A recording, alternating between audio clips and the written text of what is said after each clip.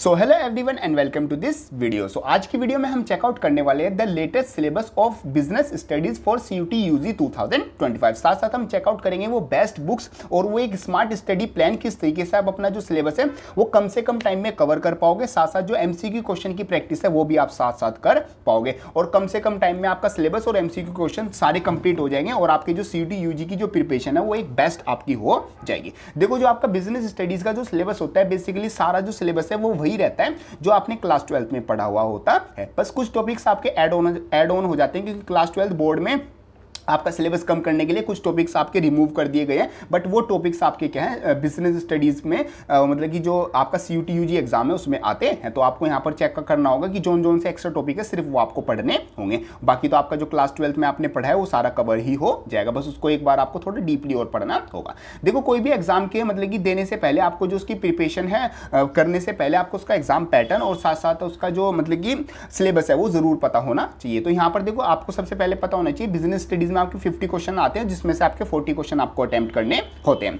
अब यहाँ पर जो सिलेबस आ जाते हैं वो आपका कुछ इस तरीके से आ जाता है। जो आपकी पहली बुक आ जाती है principle and function of management, यहाँ पर आपका जो यूनिट फर्स्ट आ जाती है वो आपका जाता है nature and significance of management. काफी सिंपल सा चैप्टर है और बेसिक्स इसमें सारी जो मैनेजमेंट की चीजें वो आपको बताई गई है। सेकंड आपकी जो आ जाती है principle of management, first chapter से रिलेटेड आपका चैप्टर है। अगर आपने फर्स्ट चैप्टर अच्छे से पढ़ लिया है तो सेकंड चैप्टर भी आपको मतलब और अच्छा हो जाएगा। फिर आपका थर्ड यूनिट आ जाती है बिजनेस इन्वायरमेंट, काफी इंटरेस्टिंग चैप्टर है, मतलब रियल लाइफ में भी आपको यहाँ पर काफी चीजें सीखने को मिलेंगी। फिर आपका प्लानिंग चैप्टर आ जाता है और जो यूनिट फिफ्थ है वो आपको ऑर्गेनाइजिंग आपका जो यूनिट है वो आपकी आ जाती है। काफी वैसे सारे चैप्टर जो इसमें है क्लास 12 में काफी इंटरेस्टिंग है और मतलब क्लास 12 के लिए भी ये वाले जो चैप्टर जैसे ऑर्गेनाइजिंग हो गया और प्लानिंग हो गया ये काफी इंपॉर्टेंट चैप्टर आते हैं। नेक्स्ट और जो लास्ट यूनिट आपकी आती है वो आपका आ जाता है स्टाफिंग, मतलब कि यहाँ पर आपको जो स्टाफ किस तरीके से ह्यूमन रिसोर्स जो मैनेजमेंट है वो किस तरीके से करना है, जो रिक्रूटमेंट है सिलेक्शन है वो किस तरीके से आपका रहता है वो सब कुछ यहाँ पर आपको बताया जाता है। बाकी आपने क्लास 12 में पढ़ा है तो आपको और ज्यादा अच्छे से पता होगा। नेक्स्ट जो यूनिट आती है यूनिट 7 वो आपकी आ जाती है डायरेक्टिंग और यूनिट 8 आपकी आ जाती है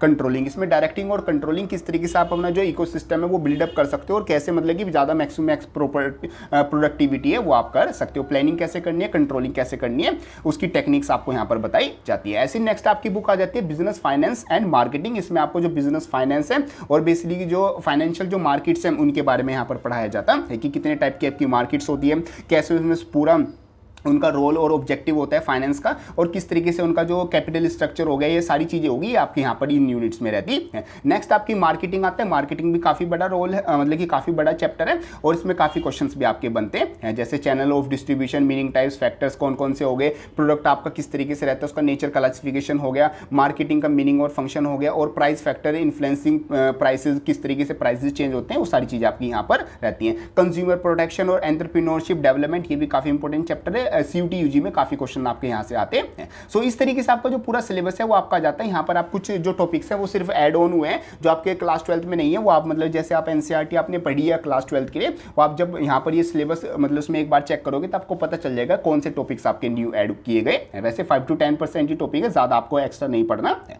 अब हम चेकआउट करते हैं किस तरीके से आप अपना स्मार्टली जो पूरा सिलेबस है वो कवर करोगे और साथ साथ जो आपके एमसीक्यू क्वेश्चन की प्रैक्टिस है वो भी अच्छे से कर पाओगे। अब यहाँ पर देखो मैंने आपको जैसे स्टार्टिंग में बताया आपकी मतलब कि कोई भी स्ट्रेटेजी रहेगी आपको मतलब कि कोई एग्जाम देना है उसकी प्रिपरेशन करने के लिए सबसे पहले आपको जो सिलेबस है वो पता होना चाहिए। अगर आपको सिलेबस पता चल जाता है तो आपकी 5 to 10% जो आपकी प्रिपरेशन है वो अपने आप ही बेटर हो जाती है अगर आपको एक बार सिलेबस पता चल जाए, क्योंकि फिर आपको पता चल जाता है कि कितना मेरे को पढ़ना है और कितना मैं पढ़ चुका हूं।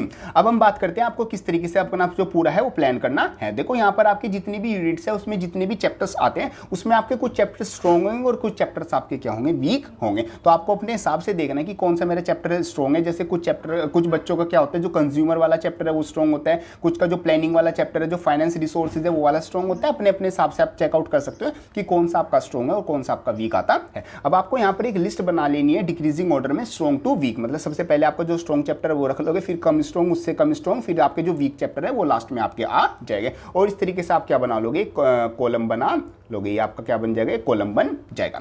अब यहाँ पर आपको क्या करना है, ए चैप्टर है जो सबसे ज्यादा स्ट्रॉन्ग है उसकी जो एनसीईआरटी की रीडिंग है वो आपको बिल्कुल अच्छे से करनी है। मतलब आपके जो उसके टेक्स्ट बॉक्स क्वेश्चन है ब्लू क्वेश्चन वाले हैं और जो ब्लू बॉक्स के अंदर जो क्वेश्चन है वो भी और जो आपकी समरी है वो भी बिल्कुल पॉइंट टू पॉइंट हर एक लाइन आपको अच्छे से पढ़नी है। वो पढ़ने के बाद आपको क्या लगाने उस चैप्टर के प्रीवियस ईयर क्वेश्चन लगाने हैं। प्रीवियस ईयर क्वेश्चन आप फ्री से गूगल में आप मतलब कि लिख देना चैप्टर का नेम और उसके CUT UG के जो MCQ है वो लिख देना, प्रीवियस ईयर क्वेश्चन जो सैंपल क्वेश्चन है वो आपके सामने आ जाएगा। आप फ्री में भी लगा सकते हो, काफ़ी वेबसाइट्स पर आप मिल जाएंगे, मैं डिस्क्रिप्शन में लिंक आपको प्रोवाइड कर दूंगा। बाकी आप इसके लिए एक बुक भी खरीद सकते हो, मतलब जहां पर प्रीवियस ईयर क्वेश्चन आपको चैप्टर वाइज मिल जाएंगे, उनका लिंक भी मैं डिस्क्रिप्शन में प्रोवाइड करा दूंगा। जैसे आप प्रीवियस ईयर क्वेश्चन करोगे यहाँ पर आपको दो चीज़ें देखने को मिलेंगी। सबसे पहले आपके कुछ टॉपिक्स क्या होंगे, करेक्ट होंगे, मीन्स जैसे स्ट्रॉन्ग चैप्टर था, मतलब मैक्सिमम टॉपिक करेक्ट ही होंगे, आप मैक्सिमम क्वेश्चन को क्या कर पाओगे, सही कर पाओगे। बट यहाँ पर अभी भी कुछ टॉपिक्स और कुछ क्वेश्चन ऐसे होंगे जो या तो आपसे गलत हो जाएंगे या फिर आपसे होंगे ही नहीं। उनको आपको क्या कर लेना, नोट डाउन कर लेना है कि कौन से मेरे टॉपिक हैं वो अभी इनकरेक्ट आते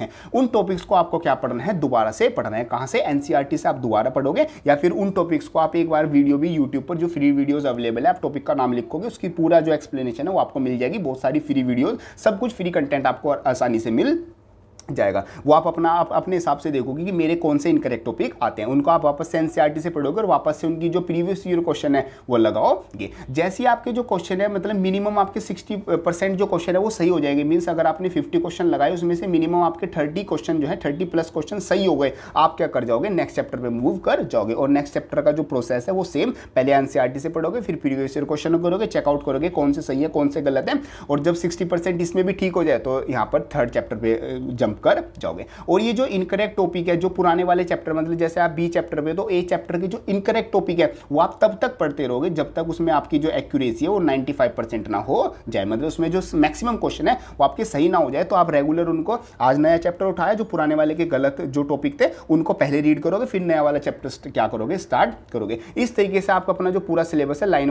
वाइज स्ट्रॉन्ग से लेके अपने वीक चैप्टर तक सारे चैप्टर क्या कर लोगे, बिल्कुल अच्छे से कवर कर लोगे। और आपके जो स्ट्रॉन्ग चैप्टर है उसमें अगर कोई वीक टॉपिक है वो भी आपका स्ट्रॉन्ग हो जाएगा, और जो आपके वीक चैप्टर थे वो वीक पूरा चैप्टर भी आपका क्या हो जाएगा, स्ट्रॉन्ग हो जाएगा। जैसे 60% आपका सही हो जाए, नेक्स्ट चैप्टर पे जंप कर जाना, क्योंकि कम से कम टाइम में हमें ज़्यादा से ज़्यादा जो सिलेबस है वो कवर करना है। और 95% एक्यूरेसी होने के बाद आप अपने जो इनकरेक्ट टॉपिक है उनको कम पढ़ना शुरू कर देना, उनको वीकली रिवाइज करना शुरू कर देना। बाकी अपने जो नोट्स बनाए हैं उनकी हेल्प से रिवाइज करते रहना। सो इस तरीके से आपकी पूरी स्ट्रेटेजी रहेगी कि किस तरीके से आप अपना जो पूरा सिलेबस है वो क्या कर पाओगे, कवर कर पाओगे। होप करता हूँ ये चीज़ें आपको समझ में आ गई होंगी। वीडियो हेल्पफुल है, इसको लाइक जरूर कर देना, एंड यस जाते वक्त चैनल को सब्सक्राइब जरूर कर देना। सो मिलते हैं अपनी नेक्स्ट किसी हेल्पफुल वीडियो में, तब तक के लिए थैंक यू।